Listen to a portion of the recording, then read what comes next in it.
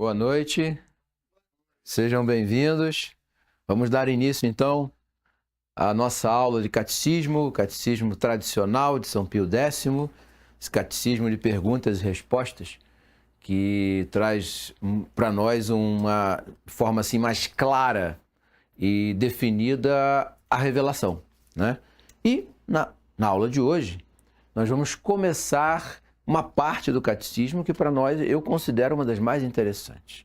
É que vai tratar da encarnação do Verbo, né? Na última aula, nós vimos o destino do homem que tinha sido criado, cometeu o pecado original e, cometido o pecado original, sofreu as consequências do pecado, né? Nós vimos que essas consequências do pecado era perder parte daqueles dons que Deus havia dado para eles, para o homem e para a mulher, como presente, né? E agora eles teriam que dar continuidade à sua vida sem esses dons e com os castigos inerentes à condição de pecadores. Mas Deus, por ser justo e misericordioso ao mesmo tempo, ele prometeu uma restauração.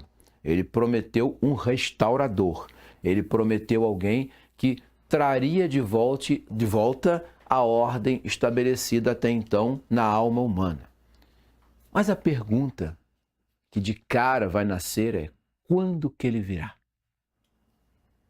Será que Adão e Eva e os seus descendentes diretos sabiam quando esse Redentor, Salvador, Restaurador apareceria para devolver ao homem a graça que ele perdeu? Não sabia. Eles não sabiam quando isso aconteceria. E a pergunta que aparece em todos os grandes escritos doutrinários é: por que demorou tanto? Por que demorou tanto? E por que Nosso Senhor surge naquele momento em específico? O que se sabia é que o Redentor viria na plenitude dos tempos. O que significa essa plenitude dos tempos?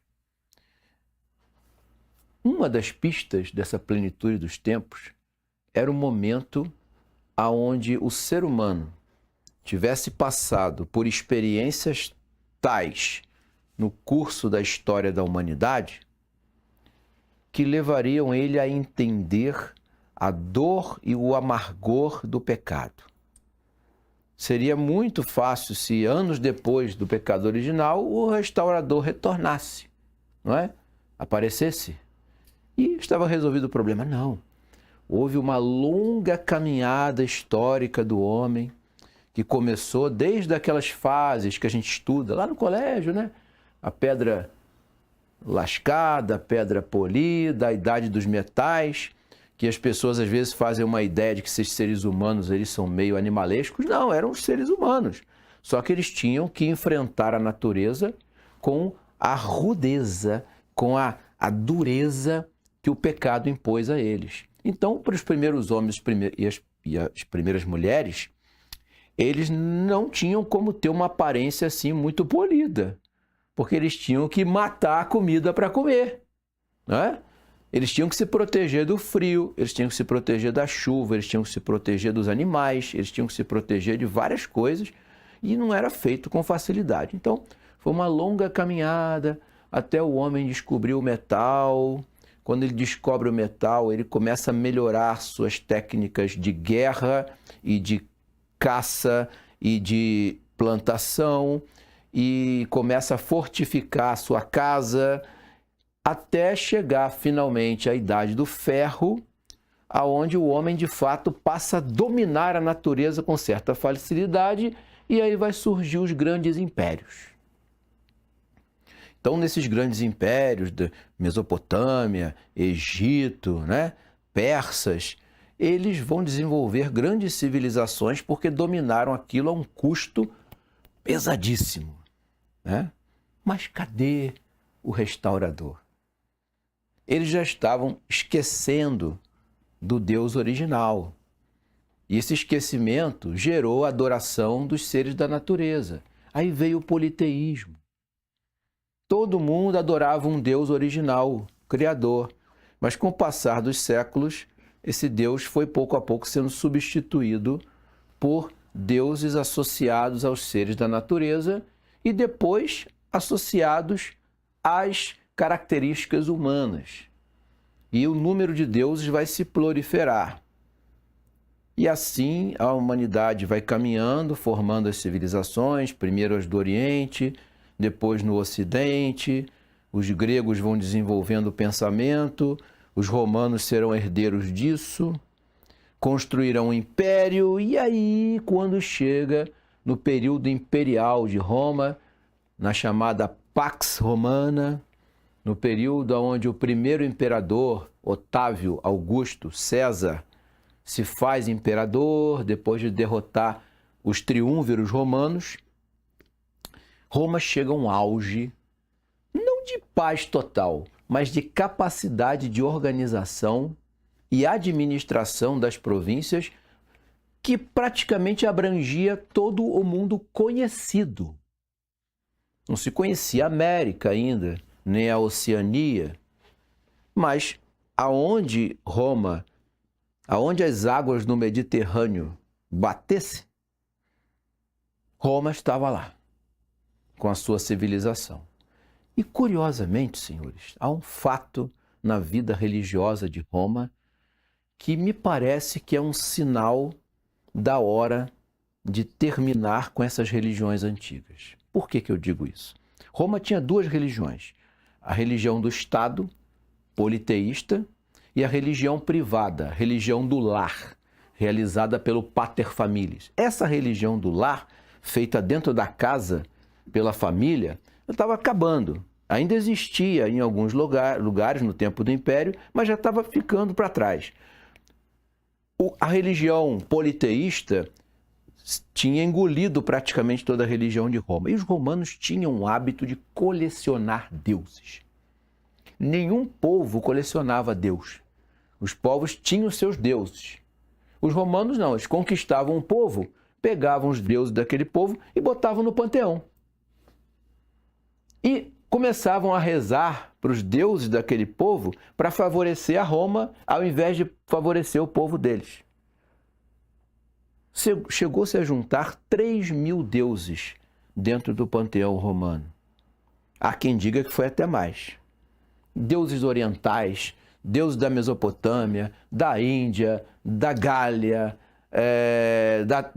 de Cartago, da Fenícia, da Grécia. Aquela Grécia, então, eram os principais, né? Roma, de alguma maneira, juntou todos os deuses que o mundo tinha desenvolvido num único lugar. É como se o somatório de tudo em matéria de religião natural que havia tivesse convergido para ali, para o panteão.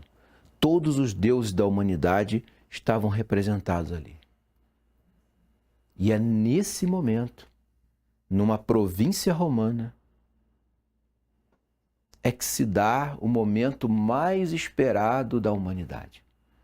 Não existe fato histórico mais importante que a encarnação do Verbo. Não há. É o que o homem sempre esperou em toda a sua marcha histórica e depois dela espera, através dessa encarnação, chegar à sua herança. Então, é o maior acontecimento da história, o nascimento de nosso Senhor Jesus Cristo. Por isso que, sabiamente,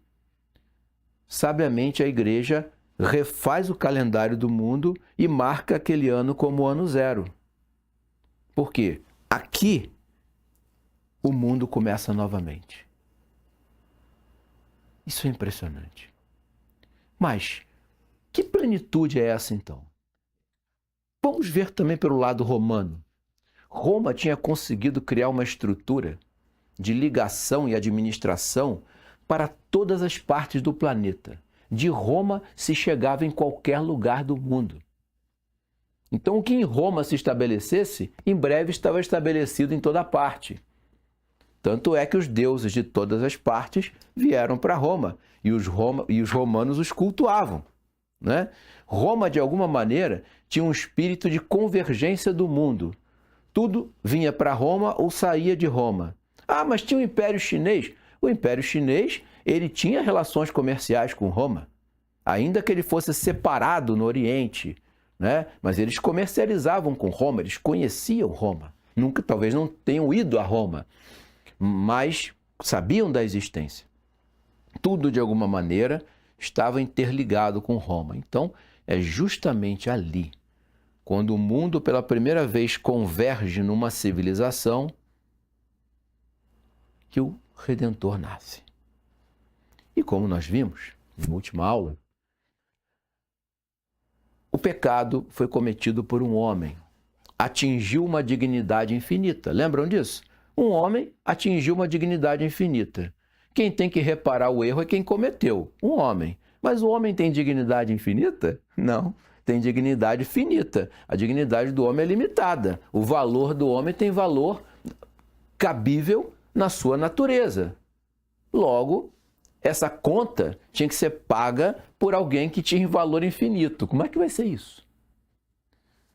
Difícil, né? Logo, desde o início, já se desconfiava que, de alguma maneira, esse restaurador teria uma dignidade divina. Mas é claro que eles não tinham essa revelação completa. Eles não tinham.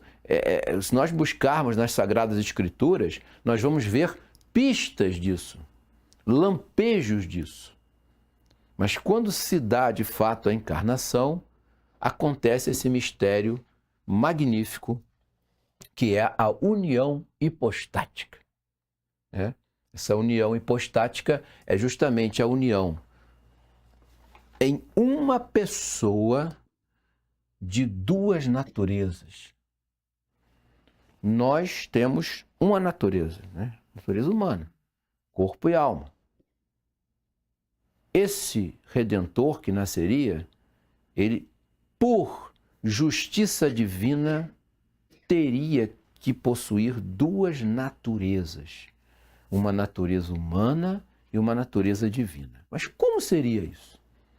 Olha, para nós chegarmos a essas conclusões, foram séculos de discussões teológicas, excomunhões de hereges, Nestório, Ário, concílios se reuniram para chegar a essa conclusão que nós vamos ver agora, que agora está lá escrito no catecismo, é só a gente olhar. Mas por quê? Porque entender como isso aconteceu dentro de uma obra divina e ao mesmo tempo racional é impressionante isso, né? Nosso Senhor se fez homem em duas naturezas. Essas duas naturezas, elas não se misturavam. Nosso Senhor tinha duas vontades distintas, mas que não se enfrentavam nem se confundiam. Isso é impressionante. Nós podemos observar, por exemplo, essas naturezas se mostrando no Getsêmani. Na hora em que ele sabe o que vai acontecer para que haja a redenção, a dor que ele vai ter que passar, imediatamente a natureza humana volta. Pai, se possível, tira de mim esse cálice. Mas a vontade divina, mas que seja feita a vossa vontade. Aquilo ali é a manifestação das duas naturezas. Da morte de Lázaro, mesma coisa. Nosso Senhor vai ressuscitar Lázaro. Antes de ressuscitar Lázaro, ele chora a morte do amigo. Por que chora se ele vai ressuscitar? Ele vai chorar porque quando morre alguém que nós temos um afeto, a gente chora. Mas imediatamente a vontade divina vai lá e sai para fora Lázaro, né? E Lázaro vem para fora por vontade divina. As duas naturezas, as duas vontades manifestadas no Verbo. Por que Verbo? O Verbo tem um sentido para os antigos de personalidade. A personalidade, a palavra, o Verbo, vai se tornar pessoa. Agora, duas naturezas, duas vontades, mas uma pessoa. Não eram duas pessoas, tá? Nosso Senhor era somente uma pessoa. Que pessoa? A segunda pessoa da Santíssima Trindade, o Filho. Então, como pessoa era um só havia um Jesus Cristo. Alguns hereges da antiguidade propuseram dois Cristos, né? Duas pessoas. Mas não, eram uma só pessoa com duas naturezas e duas vontades. Essas naturezas e vontades nunca se conflitavam. A união hipostática, senhores, é o maior milagre que Deus já realizou em toda a criação. Não existe outro ser que tenha essas características que nosso Senhor Jesus Cristo vai ter. Por isso, cada ato de nosso Senhor Jesus Cristo tinha valor infinito. A gente pensa na cruz logo, né? Que foi o ato máximo de amor, né? Mas quando nosso Senhor bebia um copo d'água, o ato de virar aquele copo na boca tinha valor infinito. Ué, mas existe valor nisso? Claro que existe. No momento em que o ser humano realiza alguma coisa pela sua vontade, existe um grau de valor inerente à nossa ação. Aquilo foi feito por bem, por mal, em grau maior, em grau menor. Então, as nossas ações, elas têm valores maiores ou menores conforme o que nós fazemos. Todos os atos de nosso Senhor Jesus Cristo tinham valor infinito. Tá? Só ele era assim. O que ele realizava atingia a infinitude de valores do ato por causa da natureza divina. E isso não se misturava. Nosso Senhor, como homem, teve que aprender a falar a língua aramaica, hebraica, porque era a língua litúrgica, teve que falar um pouquinho de latim, que a gente sabe que ele conversa com Pilatos em latim, teve que aprender um pouquinho de grego, porque ele usa algumas palavras do grego. Isso tudo ele teve que se esforçar, como homem. Mas como Deus conhecia todas as línguas. Como as coisas não se misturavam, nem se confundiam, não havia conflito nisso. Difícil entender isso.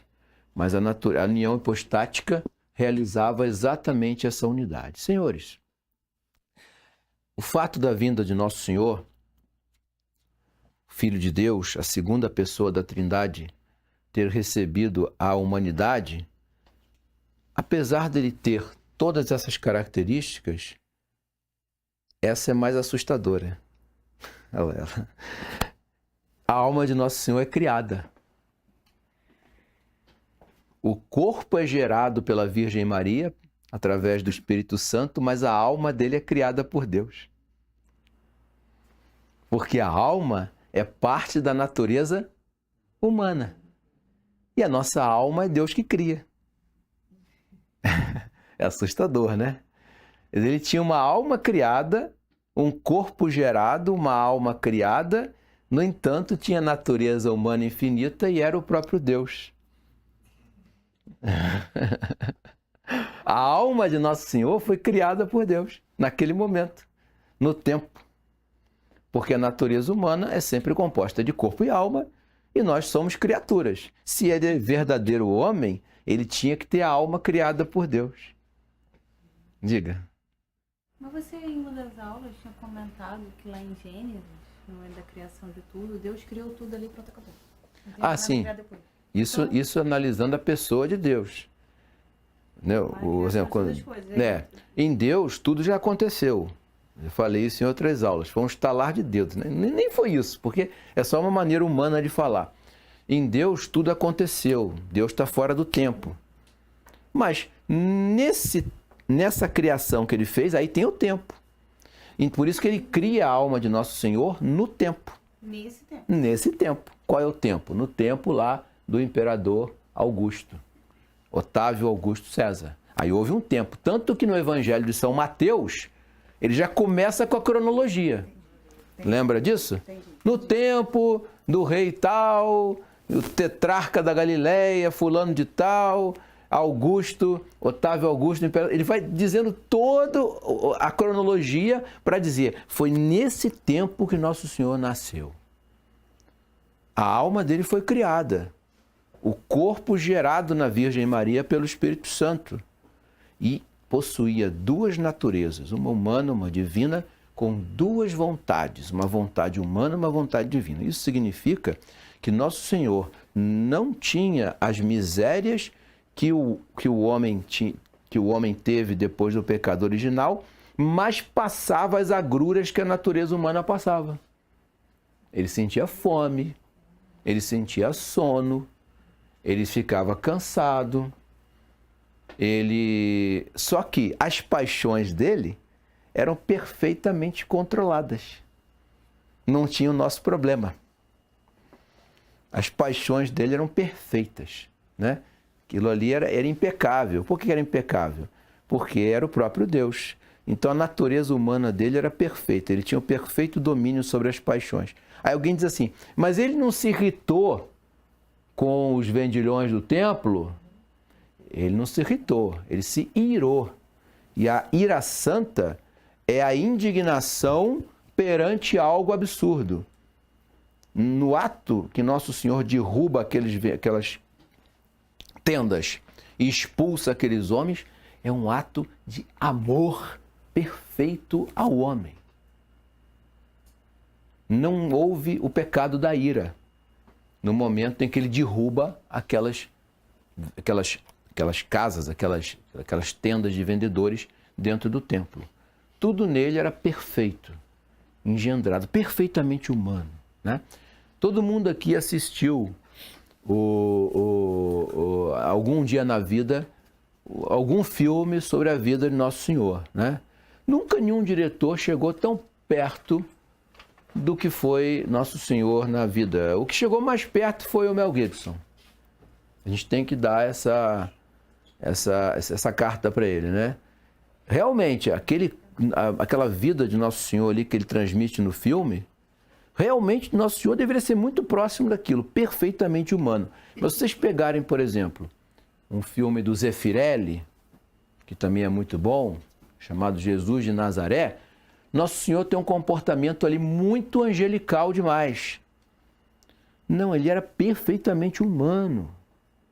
Andava, conversava, falava, sorria, visitava os amigos, ia para a festa de casamento, né?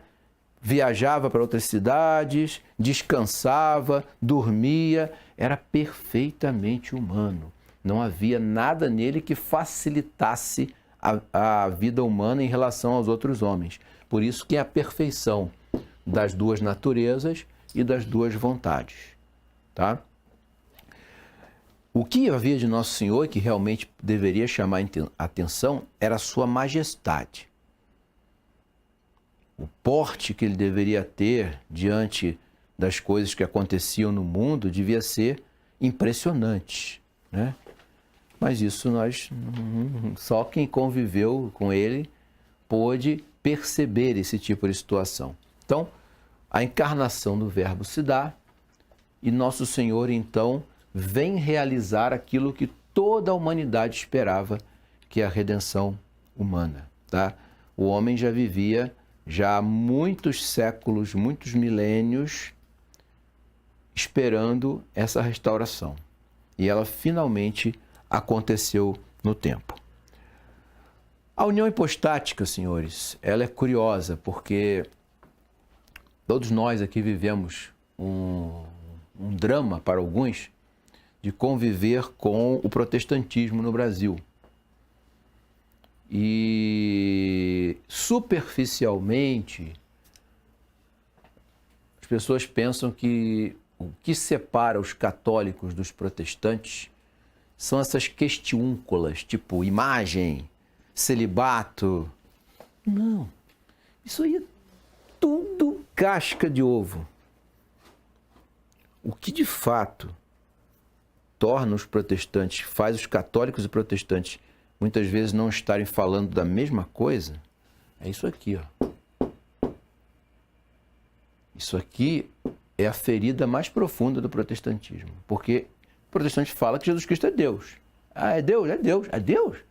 Mas é Deus mesmo? Aquele lá do Antigo Testamento que falou com Moisés? aquele lado que criou tudo, o mesmo Deus, ele já vai começar a ficar assim. Opa, Então, existe lá na profundeza deles o problema de aceitar a união hipostática. Eles não falam isso, mas na profundeza da alma protestante, isso aqui para eles é um problema. Porque aquele Jesus Cristo é o próprio Deus.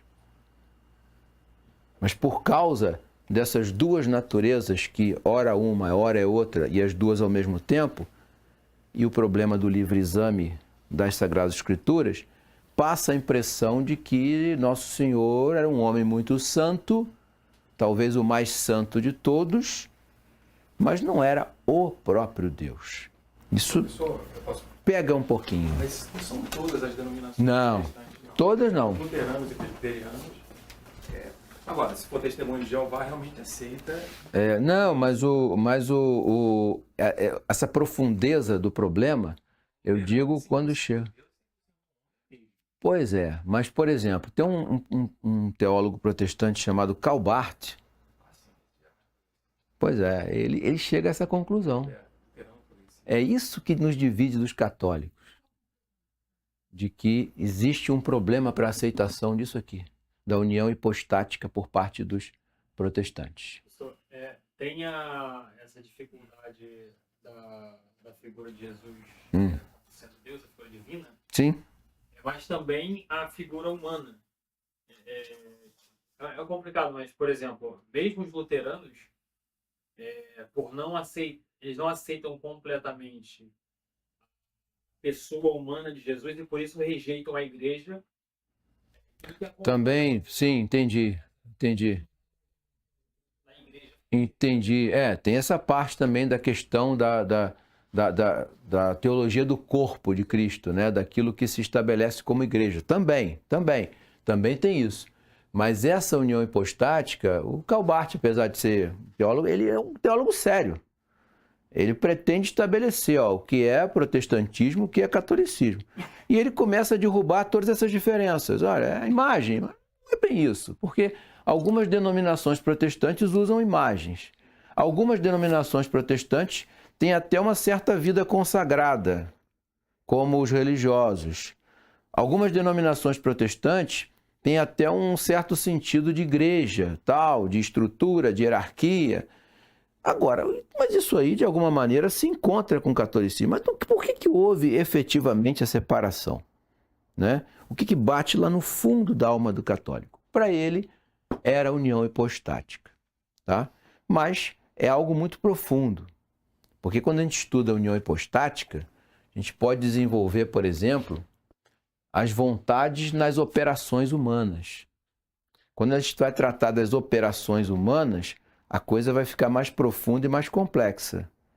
Só que eu não vou entrar em operações humanas, porque isso já não é assunto de catecismo, é assunto de teologia. Quantas operações há em Cristo? Aí a gente vai ter que recorrer a São Tomás, debater com os padres da igreja. São João Crisóstomo vai falar que só há uma operação. Outros teólogos vão falar que há várias operações. Operações são as ações próprias de cada ato humano. Então isso vai gerar uma profundidade de estudo que já foge do catecismo. E até para os fiéis que estão tendo o primeiro contato com isso, fica um pouco confuso. O que para nós importa verdadeiramente é essa estrutura. Nosso Senhor é a segunda pessoa da Trindade que se encarnou com o nome de Jesus Cristo. Nome esse, né? Que foi dado, esse aqui foi dado pelo anjo, né? E o nome de Cristo quer dizer ungido. Jesus é uma variação de Josué, tá? Já para uma transformação da língua hebraica, da passagem para o aramaico. Então ficou Jesus Cristo quer dizer ungido, e Jesus é Salvador, no sentido pleno da palavra. É o nome humano do Verbo encarnado, terceira pessoa da Santíssima Trindade, pessoa divina, segunda pessoa da Trindade, pessoa divina, duas naturezas, duas vontades. Isso em perfeita harmonia e construção sem conflito e sem mistura. Tá?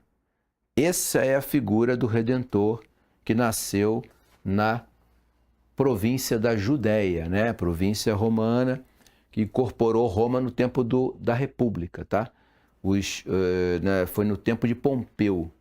Primeiro triunvirato romano é quando a Judéia passa para o domínio romano e ali se estabelece como uma das províncias senatoriais, não, era uma província imperial romana.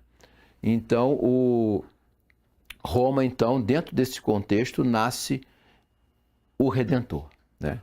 Nosso Senhor, então, vem e se estabelece dessa forma, né? Nosso Senhor também, por ser o Redentor, ele também terá características que vão mudar completamente a primeira parte da revelação. Qual é a primeira parte da revelação? É aquele pedaço da revelação que foi dado ao povo hebreu incompleto, um esboço que foi dado a eles sem valor de salvação, meramente uma religião de revelação parcial que seria completada com a vinda de Nosso Senhor. Os hebreus tinham um sacerdócio. Que sacerdócio que era? O sacerdócio formado em cima dos levitas, da tribo de Levi. Então só podia ser sacerdote entre o povo hebreu quem fosse levita, quem fosse da tribo de Levi. Nosso Senhor era da tribo de Davi. Por quê? Por que ele não era um levita? Já que ele será o sacerdote por excelência. É para deixar claro que aquele novo sacerdócio era de origem divina. Não tinha mais nada a ver com aquele sacerdócio judaico que já não ia valer absolutamente mais nada. Então ele não era levita, ele era da tribo de Davi, ele era da família de Davi e não da família de Levi, tá? Então o sacerdócio de Nosso Senhor vai ser então marcado pela inauguração de um novo sacerdócio. E com detalhe, esse sacerdote vai ser ao mesmo tempo sacerdote, altar e vítima. As três coisas ao mesmo tempo. Isso é único na humanidade também. Isso sempre era distinto, né? A vítima, o sacerdote e o altar. Ele vai ser as três coisas ao mesmo tempo. Vítima, porque é ele que vai morrer. Sacerdote, porque é ele que vai se oferecer. E o corpo dele é o altar, que vai ser sacrificado. Tá? Então, ele vai trazer para ele as três principais funções sacerdotais. Nosso Senhor também vai trazer do céu dignidades que já haviam na terra, mas ele vai elevar essas dignidades. Ele vai ser profeta, rei e sacerdote, que eu já havia falado. Esse reinado de Nosso Senhor não é um reinado terreno. Por isso que ele fala para Pilatos, o meu reino não é desse mundo. Né? Porque o reinado dele era o reinado universal e vinha do céu. Né? Ele era o próprio que ungia os reis. Era ele que ungia os reis. Né? O óleo sagrado que era derramado em cima dos primeiros reis dos hebreus era um óleo sagrado porque Deus tinha sagrado aquilo. E aí, quem que sagrou ele? Ele próprio. Então, esse sacerdócio dele vinha do céu. A função de profeta de Nosso Senhor vai completar tudo que os profetas tinham falado no Antigo Testamento. Ele vai cumprir tudo, vai se cumprir tudo de ponta a ponta. Isso vai ser descrito nos evangelhos. Ele vai realizar todas as coisas e vai ser rei. Né? Ele entra em Jerusalém como rei. A gente sabe disso. Por que ele entra em cima de uma jumentinha, né?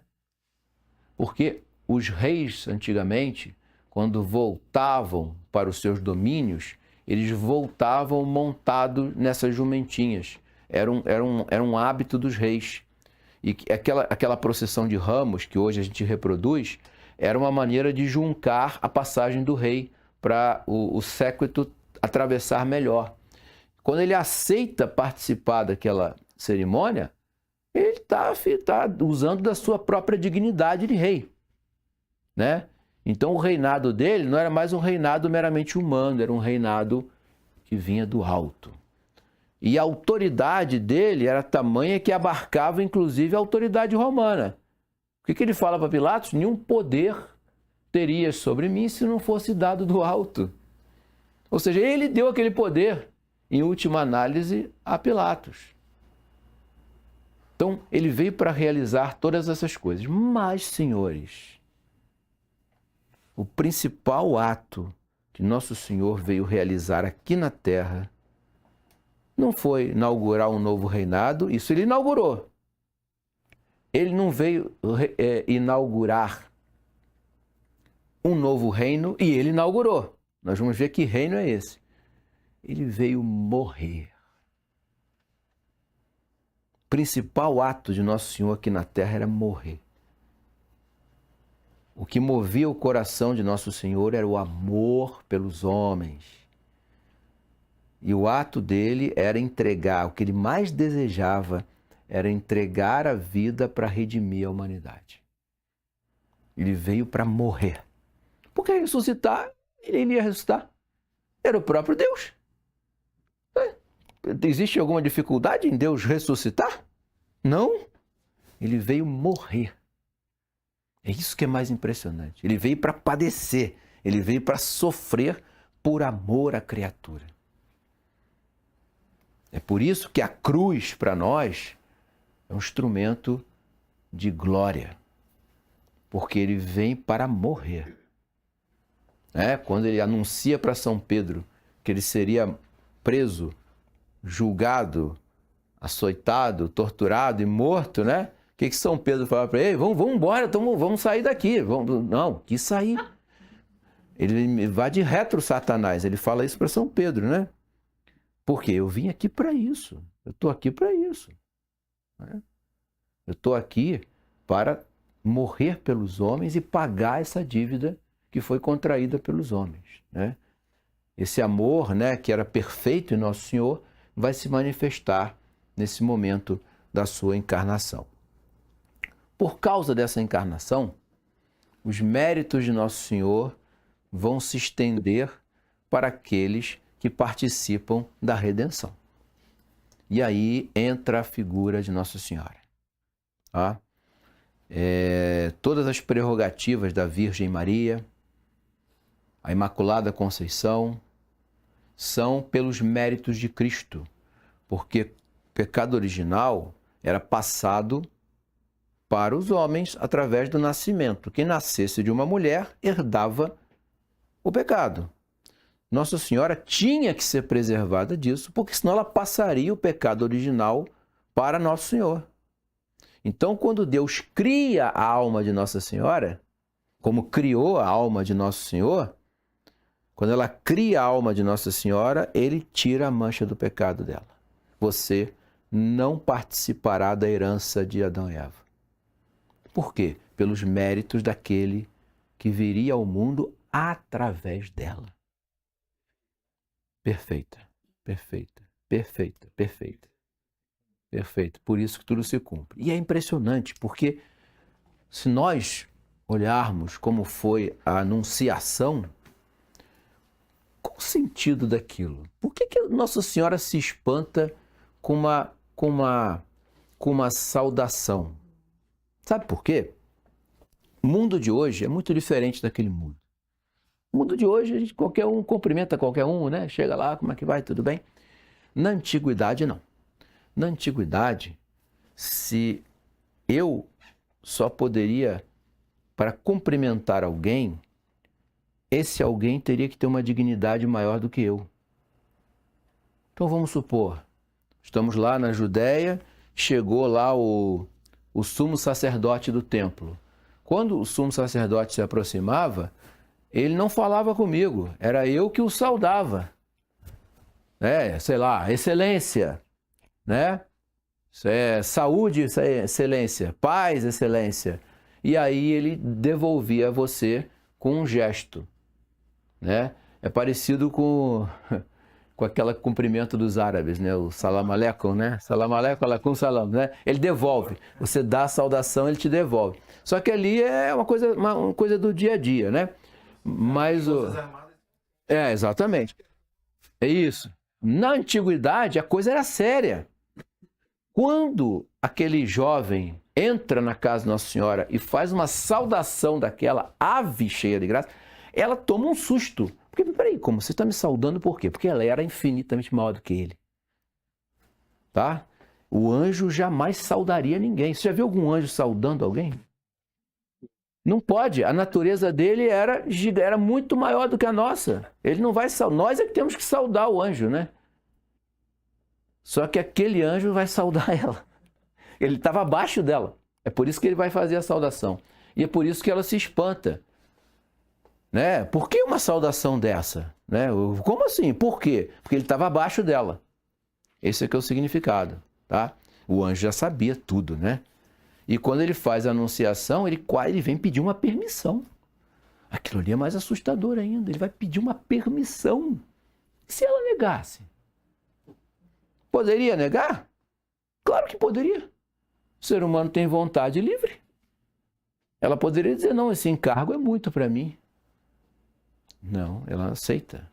E ele só realiza, a obra da redenção toda só se realiza por causa dessa aceitação, tá? Tudo está condicionado àquilo ali.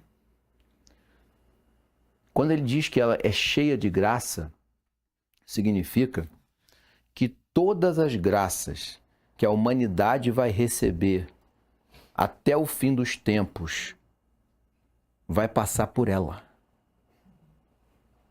Por isso, medianeira de todas as graças.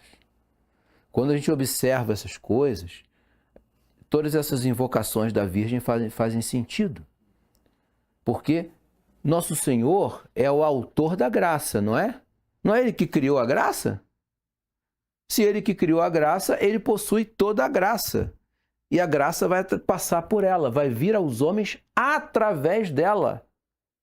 E nessa passagem, todas as graças que a humanidade vai receber em todos os tempos passarão por Nossa Senhora. Passarão pela Virgem Maria. Mas tudo dependia dela aceitar isso. A alma dela foi preparada, isenta do pecado original, a possuía a perfeição, e na hora em que o anjo anuncia, ela só pergunta, o que é normal um ser humano, como que vai se dar isso se eu não conheço o varão? Eu vou engravidar sem ter um marido. Não é? Pergunta lógica, óbvio. E ele vai explicar o que vai acontecer. Olha, a obra que vai operar em você não é obra de um homem, é do Espírito Santo.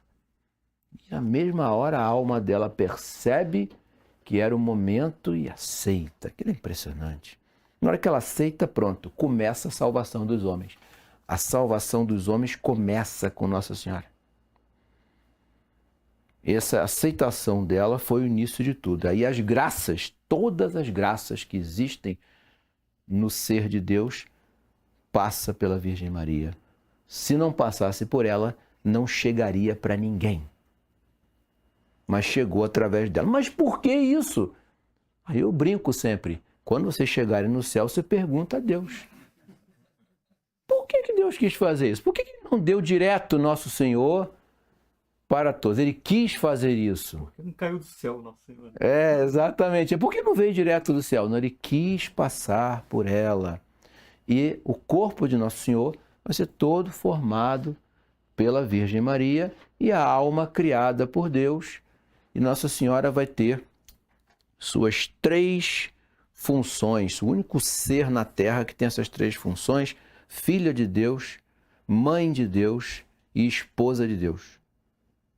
Só ela atingiu essas 3 coisas. Professor, isso não seria uma condição para a reversão do pecado original? Teve a participação voluntária do pecador Adão e da pecadora Eva? Alguém do sexo feminino não teria que... Ah, sim, sim. Sim, a nova Eva, sim, a nova Eva. Os medievais trabalhavam muito com essa hipótese. E ela é teologicamente correta. Nossa Senhora é a nova Eva. Tem um cântico medieval maravilhoso, eu acho que chama-se Entre Ave e Eva. comparando o ave do anjo com Eva, né? Os medievais eram muito brincalhões, né? Então eles brincavam seriamente, né? Então ele compara que por Eva entrou a desobediência, por ave entra a salvação, por Eva, pela árvore, né, de Eva, que tentou Eva, o homem cai no pecado. Pela cruz, que é a nova árvore da redenção, vem a salvação dos homens. Então ele vai fazendo essa comparação o tempo todo. De fato, procede. Mas Nossa Senhora participa na salvação como coadjuvante, não como principal, tá? Ela colabora com a salvação. Isso aqui é importante a gente frisar, porque quando se defende a corredenção, as pessoas pensam que ela fez a redenção junto com Nosso Senhor. Não. É uma colaboração. Colaborou, trabalhou junto, tá? Mas quem faz a redenção é Nosso Senhor. Mas ela foi colaboradora. Então, se foi colaboradora, foi corredentora. Quando a gente fala em corredentora, as pessoas se assustam. Principalmente quem não é católico, né? A corredentora, o que é uma corredentora? Alguém que colaborou com a redenção. E de fato colaborou com a redenção. Tá? Só que não é um dogma ainda. A igreja não declarou isso um dogma, mas é fé comum de todos os católicos, de todos os tempos, de todas as épocas, de que isso é assim. Só que a igreja, por algum motivo, ainda não se pronunciou em relação a isso, nem em relação à mediação de todas as graças. Mas teologicamente é perfeito. Não há nenhum problema quanto a isso. Tá? Porque isso sempre foi crido por todas as pessoas. Tem um quadro, eu não sei quem foi o autor, eu acho que ele retrata isso de uma forma muito interessante. Ele bota a Trindade, Nossa Senhora, logo abaixo, todo o resto. Todos os santos e todos os outros embaixo. Ou seja, a Trindade, ela e tudo que sobra. Tá? Ela participa, ela foi colaboradora também na Trindade. Você vê, ela foi filha de Deus, porque Deus a criou, né? Foi mãe de Deus, porque Deus habitou o ventre dela. Uma natureza divina esteve 9 meses dentro da barriga dela. Ela é mãe do divino, logo é mãe de Deus, né? Lógico. E é esposa do Espírito Santo, porque quem fecunda ela é o Espírito Santo. Então é lógico isso, né? Então essa participação, essa vivência da Virgem com a Trindade é perfeitamente retratada nessa imagem, né? Só ela é assim. Os méritos da Virgem, por causa dos méritos de Cristo, em honra do Deus que habitaria dentro dela, ela vai ter todas as graças da humanidade. Por isso que ela está acima de todos os santos, acima de todos os anjos. Por isso que São Gabriel vai saudar ela, porque ela é maior do que ele. Professor, Tá? Diga. quando fala ela foi concebida sem pecado original, né? Então, ela foi criada... E o que fala da concepção dela de Santa Ana e São Joaquim? O que é que fala? Ah, sim. Em relação a Santa Ana e São Joaquim, tradição diz que São João Batista... São João Batista, não. São João Batista é Santa Isabel e São Zacarias, né? Em relação a São João Batista, eu lembrei de São João Batista porque alguns textos trazem que São João Batista teve o pecado dele apagado. Mas ele teve o pecado apagado depois de ter... Da saudação. Depois de já estar no ventre materno. Nossa Senhora não. Nossa Senhora, quando Deus cria a alma dela e engendra ela na barriga de Santa Ana, ela já entra ali sem pecado. Ela entra imaculada. É imaculada, ela nunca teve a mancha do pecado, entendeu? Não Santa Ana tinha pecado. Eles viviam em castidade, Santa Ana e São Joaquim também? Não. Tinha uma consumação. Tinha consumação. Tá, perfeita. Ali só o único casamento que vai ter prerrogativas de guarda é o casamento de São José com Nossa Senhora, tá? São José era um guarda da família, da família, da Sagrada Família. Entendeu? O que eu aprendi com o padre da paróquia São Joaquim, que era a paróquia que eu frequentava, foi que Maria, ela nasce do milagre, né? Que São Joaquim era já velho, não podia ter... Sim, a idade avançada. Lá em oferecer seu sacrifício Isso. no templo, e aí vai orar no deserto. E aí concedido esse milagre de Maria. Não, sim, mas como é o milagre? Eu não entendi. Eles eram inférteis? Não, eles eram velhos e inférteis. Não, tudo bem. Mas a infertilidade, por exemplo, havia também em Santa Isabel. Santa Isabel também era estéril. Ela não podia ter filhos. Mas o milagre que aconteceu ali aconteceu da consumação natural. Não foi o Espírito Santo, entendeu? Foi o Espírito Santo no sentido da santificação.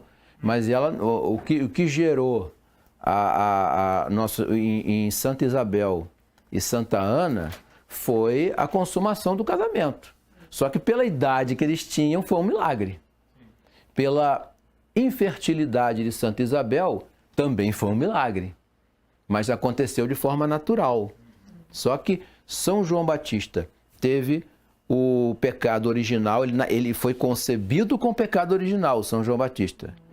Mas enquanto ele estava se desenvolvendo na barriga de Santa Isabel, Nossa Senhora, ao visitá-lo, retira dele o pecado original. Parece que a mãe dele passa mal, ele se mexe. Ele sente o movimento, a alegria da criança quando recebe a visita da Virgem. E ele nasce sem pecado, mas não é concebido sem pecado, entendeu? Concebido sem pecado, só Nossa Senhora. Tá? Os outros, São João Batista nasceu sem pecado, mas foi concebido com pecado. Nossa Senhora não, foi concebida sem o pecado. Ela nunca teve a mancha do pecado. Ela tinha os mesmos dons de Eva? Será? É a mesma coisa, só que por humildade e para respeitar a obra da redenção, ela ocultava isso. Ela guardava isso com ela de uma forma interior e só os que estavam mais próximos dela percebiam essa sua grandeza, essa sua pureza. Tipo, conhecimento de todas as coisas. É por aí. Dons preternaturais. Acho que sim. Os teólogos não têm muita conclusão quanto a isso, não. Mas eu penso que tinha. Alguns falam nesse sentido. Mas ela ocultava tudo isso para colaborar com a obra da criação, uma vez que Nosso Senhor também já tinha o corpo glorioso na terra. Mas ele não mostrava. Ele só mostrava quando ele queria, não é? Ele mostra lá no Tabor, não é? Olha, eu sou assim, ó. Mas por enquanto vocês não podem ver isso não, tá? Então era oculto. Ela guardava tudo no seu interior, tá? Porque ainda a redenção não tinha acontecido. Perfeito? Então Nosso Senhor já tinha o corpo glorioso. Esse corpo glorioso é que justamente vai manter a virgindade de Maria mesmo depois do parto. Porque vocês sabem que uma das características do corpo glorioso é atravessar a matéria sem dano. Sabia disso? Nosso Senhor, quando aparece para os apóstolos, depois de ressuscitado, ele entra na casa sem abrir a porta. Mas o que ele faz? Ele atravessa a matéria. O corpo glorioso não tem as limitações da matéria. Provavelmente ela saiu da Virgem sem danificar o corpo dela. Por isso que ela permanece virgem. Tá? E os teólogos também se dividem. Uns dizem que o corpo dela foi danificado, mas foi restaurado, a virgindade. Mas outros dizem que não, que por ser glorioso, Nosso Senhor atravessa o corpo dela. Então, nenhuma das duas coisas viola a revelação. Você pode acreditar numa ou noutra. Agora, o que a igreja afirma é que Nossa Senhora permaneceu virgem, mesmo depois do parto. Se o corpo dela foi restaurado ou não foi, não importa. O que importa é que ela permaneceu virgem após o parto. Tá? E São José era um guarda da Sagrada Família. Tá? Isso é uma prerrogativa especial para a Sagrada Família. Os teólogos chamam São José de pai putativo de Nosso Senhor. Porque é o pai que está ali ocupando a função de pai. Porque o pai de Nosso Senhor, na verdade, é Deus. É a primeira pessoa da Santíssima Trindade. Pai, Filho e Espírito Santo. Por que mantê-la viva? Hã? Mas qual a necessidade de mantê-la? Para cumprir a profecia. de uma virgem nascerá o Salvador. A condição de virgem, ela engloba toda a vida da Virgem Maria. Ela vai permanecer virgem. A virgem conceberá e dará à luz a um menino. Uma virgem conceberá e dará à luz. Ou seja, vai permanecer virgem. Aí vai cumprir a profecia. Justamente para mostrar que aquele ser, ele foi separado das outras pessoas para que se cumprisse a obra colaboradora dela na redenção. Né? A entrega dela também em relação à cruz de Nosso Senhor Jesus Cristo, né? Foi impressionante. Né? Ela entrega de fato o seu filho à morte. Né? E ele precisava passar por aquilo. Nosso Senhor veio para morrer. Na hora que ele morre, aí ele cumpre tudo, ele realiza tudo. Agora, ressuscitar, claro que é ressuscitar. Né? Natureza divina é indestrutível, né? E Nosso Senhor, quando morre, outra coisa interessante, ele nunca se tornou um cadáver, tá? O que é o cadáver? É o que entra em estado de putrefação. O corpo dele nunca apodreceu, mas ele morreu. Nossa Senhora não morreu. Ela dormiu e foi para o céu. Tem uma igreja lá. Os orientais chamam de dormição. Nossa Senhora não sabe o que é morte. Ela não passou pela morte, porque ela não tem pecado original. Como é que ela vai passar pela morte? São José morreu. São José morreu. São José morreu. É porque eles não falam. São José morreu. São José morreu quando Nosso Senhor tinha em torno de 25 ou 27 anos de idade. Antes da vida pública dele. Foi quando São José morreu. Por que então ele é considerado a boa morte? E não... Porque a morte dele foi a melhor que existe. Ele morreu amparado pela Virgem e pelo próprio Deus. Por isso, da boa morte. Mas como é que ele morreu? Não falam. Não. O que levou ele à morte? Não, provavelmente foi senilidade ou desgaste pelo trabalho, né? São José trabalhava bastante. Na época, não tinha esse negócio de férias, né? Descanso, né? Não tinha nada disso, né? Todo o trabalho ali era muito pesado, né? E ele provavelmente se desgastou naturalmente com a vida que ele teve, mas foi um gigante, né? Foi um gigante na hora de proteger a família, na perseguição de Herodes, e morreu com uma morte que é desejada por todos, amparado pela Virgem e por Nosso Senhor ao lado dele ali na hora da morte.